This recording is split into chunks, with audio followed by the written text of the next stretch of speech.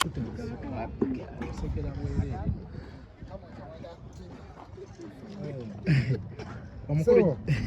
thanks for kulabako. Kati eno style obona ayimba. Oyogerako nnyo gye byakabi. Thanks for kulasa. Nalabye nani ono muwala jo ewa Spice. Aliwa ye Musumba. Yaweranda. Joylanda. Nga style ya mulembe nnyo. Anti nera balina n'oluyimba lwe bayimba ababiri. Bambi. Sugar Mami. Okay. Thanks for kulabako ku channel. Wasamba dobera ko ku channel. Oyogerako kulemba ndudde. Kastori nyewo kati boli nyewo musabe buli kyoyaga. Kuba eno nyumba ye. Amina muganda. What night? Yes. Encha Friday. Tuyita abantu mu worship night. Bagambe ko banno bajje basabeko. Bana mujje musabe abanoonya ba sugar daddy akyasinze Katonda. Kyonsonga. Abanoonya buli kimu mujje musabeko worship night encha. Speak life. Yes. Kyekisinza okuleeta okusabira ssebo. Okunsabira anti mukulu wange ono tuzeera tumulabirako mu buli kimu musically, spiritually, buli kimu kati wojja n'oyogerako noko naye n'akuwa ku magezi nemuconnectinga mu bintu bingi ebitambula yamanyi wandi mukubiddemu kakapeera oluyimba n'alutegeera akapeera k'oluyimba ono owera ogw'enekuba wa Sugar Mama banyiga Sugar Mama Nagesi nakawulirako naye lyrics nziwulidde. Lyrics ziri zitya Musumba? I think it's omuntu yenna atawemudde navumye Katonda abakitegeera, you know. So it's good to have talent. Lyrics zijja zoogerako naye omuntu tali determined by one song. I think fetuli basizi ba kifaananyi. You can paint out any picture ansonga nze ndaba ne delivering sinzirako kiriwo. Omusizi w'ekifaananyi asiganya ebifaananyi so siga faces z'abantu nga talinamu kike. Musumba bulungi kibawa abaana abato. If you have your talent, you are talented, just go for it. Go for your talent. Kasato wimula, kasato vuma Katonda, nosigala ng'oli decent. Abantu aba n'empisa ennungi, you know, omuntu tali determined by, you know. So keep shining, keep writing your songs. Yes, Sebo. I'm honored. I'm happy to meet you, Sebo. Nyayo nakayimba kange akapya kagenda kufuluma bakayita Sala ya Mzee. Kagenda wekati.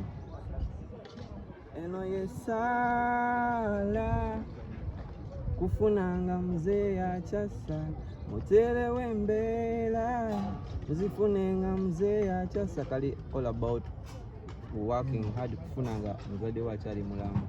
So muntu omwe yayimba Sugar Mama so kujana akola nayimbaka.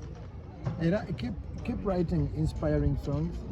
I think that's what Lucky Dube tukafula abantu nga Lucky Dube abakitegera talent yali ayimba gospel all the time, naye ayimba inspiration songs.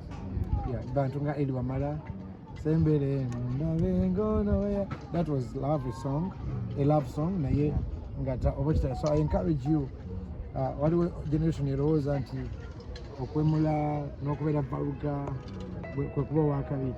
Osabanga Katonda akuwa ennyimba obakitegera nga generation yo ate nsanyusa okulaba nga otandika nga generation ye egamba muganda wange kayimbako kampisa ki awantu ngamba abantu nti awaadi nnungi ziwangule naye wangula nnyo emitima lyagaye mukwano akayimba ako oba okitegeera different colors one people wulira ekigambo ng'ekyo oba okitegeera.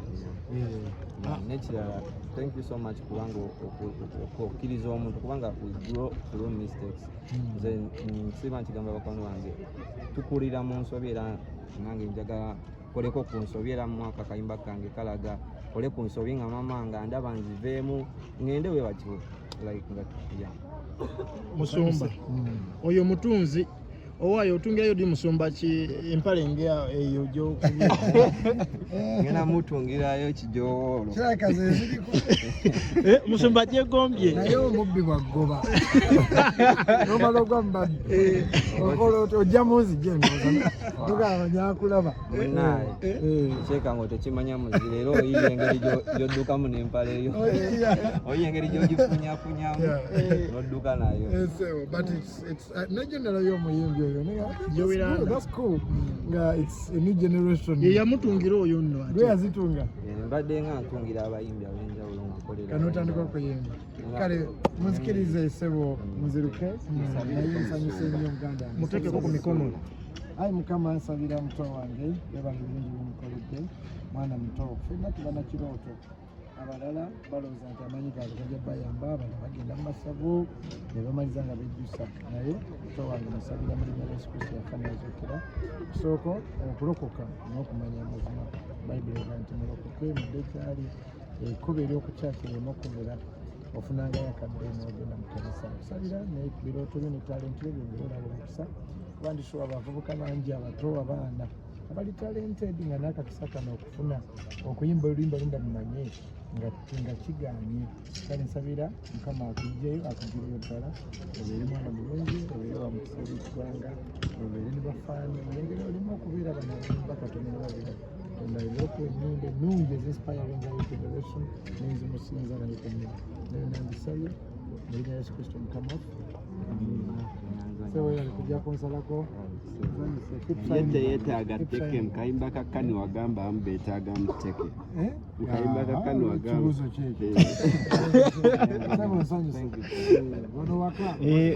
bamuyita JPC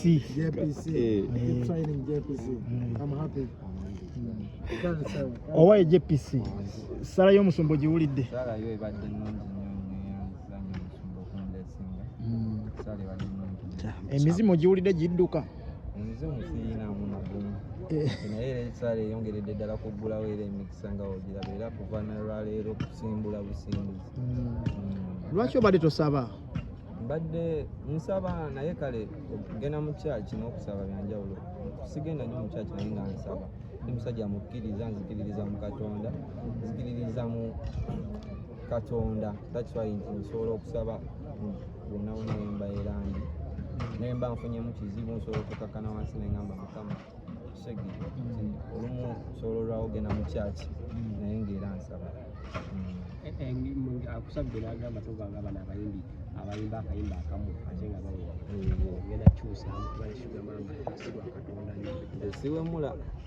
siwemula amakozi kyangambaawo ate nze ndi musizi wa kifaananyi era nga mbadde nkugambye nti nyimba kukiri mu society right now society ejjuddemu bashuga mami n'abavubuka baagala nnyo nyinza okuba nga message eyo yalimu olwolimba yalina kidden nti nyimba ku kintu abavubuka kye balimu right now n'ekiriwo nali nga akuba tooki mu bulamu bw'abavubuka kubanga bwe bakola ki bwe batambuliramu naye wali omufunye just nkugambye nti nali nsiiga kifaananyi nsigira baganda bange waliwo mukwano gwange nalaba nga bwe bulamu bwayitamu nange nembukubamu ekifaananyi ngaomuyimbi nenkuyetengerawo nensobola okukola kikyodako omusumba ataddeko emikono wadde amafuta musumba ntaddeko omukono ngenda kati kusumulula busumuluzi ndeeta olulala baluyita singomaaga bugenda droppinga very soon era mugenda kuba mululaba nyimba kisoza okubakaawo nga tumaze Sugar Mama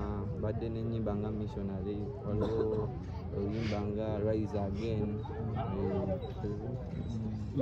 kikati byolimu ndi mu 7 Star Management DJ Roger sawa zino ate wakatandika omukwano gw'ekikono n'avaawo simukubangako kikono bambi nti ate simanyi na contract ye simanyi naye nga bintu bya ayinza okuba nga simanyi contract yaabwe engeri gye yalimu naye nze nange bampita bwange nengendayo ate nga ye kennyini yali anjagaliza nkifune ate yetankubangako kikono Musumba agambye mutongereyo ku lugoye idea ki gy'ofunye ng'akugambye idea gyenfunye era njagala Musumba mulabeko ko mu lugoye nga luli free we lutyo ng'atambula lukola ki nga lukyayaaya nga olaba luno era luteekako emisalawo. Obugambo obusembeeri abawulizi banaye mwebale nnyo okuwagira Ugandan music. Manya n'eddoboozi JPC again. Njagala mumpe omukisa nga Munnayuganda omuto creative. Thank you so much for okukkiriza mwaka katono ke mwakkiriza n'ebirala nsaba mubikkirize bituleeta. JPC is an abbreviation of mine. JPC it's Johnny Pan Climento, J for Johnny, P for Pan and C for Centuries. C is for all time, so that's JPC. Owaye nga akange kulikayo watomuddi. Watomuddi navaayo muganda wange. Wayamba ku stage buli kimu ne kikyuka. Nkugambye saala za Mukama mwebale kusaba. Akavuyo kabeerera ku stage waliwo? Nali twayiseemu dda. Simanyi lwaki obuvuyo bujja ngenzi. Twagalamu nga bwoli. Sibwagala nkiira ddala obuvuyo. Era bwajja tuyiseemu ndowooza mukisa. Kale.